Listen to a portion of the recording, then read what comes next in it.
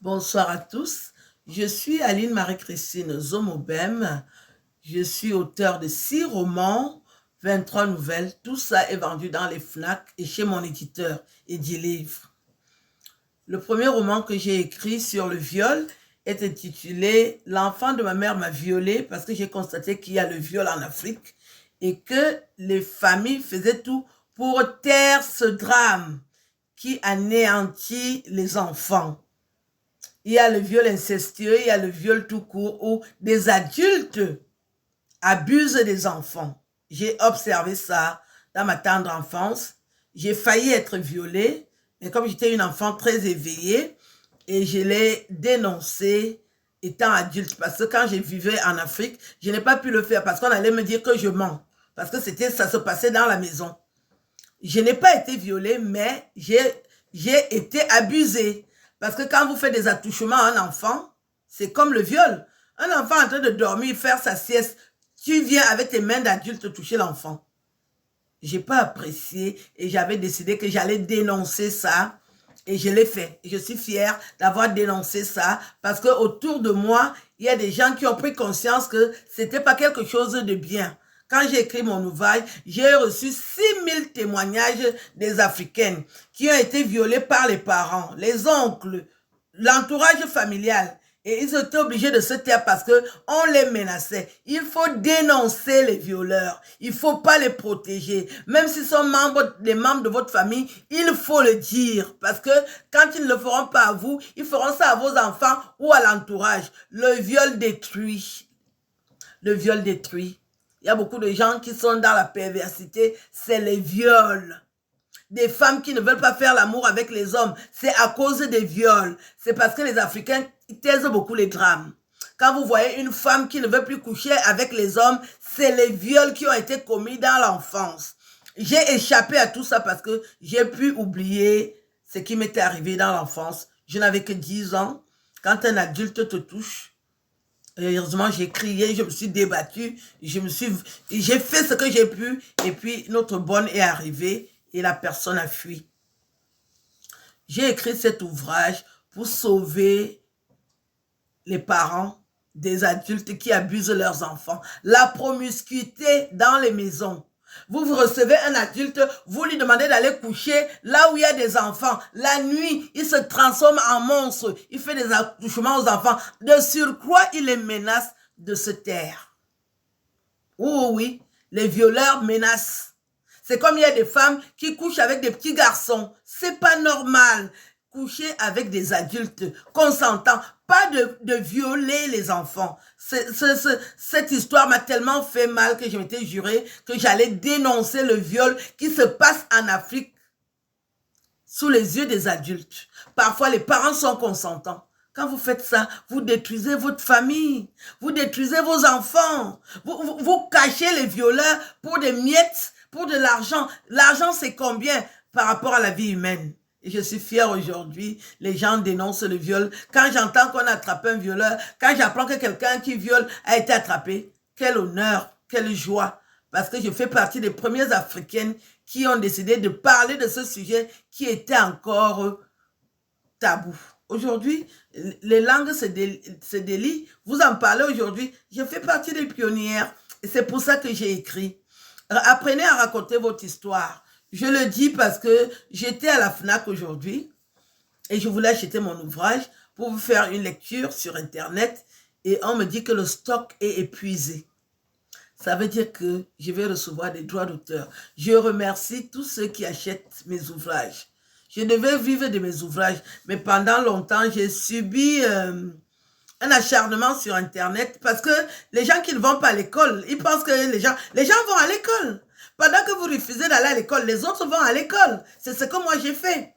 Je suis allée à l'école jusqu'en classe de terminale où j'ai appris dans des vraies écoles la langue française, j'ai étudié et c'est pour ça que je suis intelligente et que je m'exprime très bien en français. Quand je parle français, même Molière dans sa tombe me félicite Parce que les Africaines s'expriment la plupart du temps très mal en français. Parce qu'elles refusent l'école. Dès qu'une jeune fille a les seins, elle se dit qu'elle est déjà une femme. Elle ne veut pas aller à l'école. Elle pense seulement à séduire les adultes. Et les parents sont derrière pour l'encourager. Oui, le type a l'argent, vas-y, vas-y. Laissez les enfants aller à l'école. Si vous reconnaissez mon intelligence aujourd'hui, j'étais à l'école de la République, où je me suis assise, j'ai appris et j'ai assimilé ce que j'ai appris à l'école. C'est pour ça que je m'exprime bien en français. Envoyez vos enfants à l'école. J'en ai marre de voir une femme bien habillée, mais qui dit, je l'ai dit que je suis choquée, je suis scandalisée. Ce sont elles qui détestent les gens sur Internet. Qu'est-ce que vous avez fait? Pourquoi vous n'êtes pas allé à l'école? Il faut aller à l'école. C'est très important. Je suis sur Internet en tant qu'une intellectuelle émancipée. C'est pour ça que je ne vais pas dans les soirées. Pourquoi je n'aime pas les soirées? Parce que ce n'est pas ma classe. Qu'est-ce que je vais aller chercher dans les soirées? Dans les soirées, les gens vont chercher les hommes.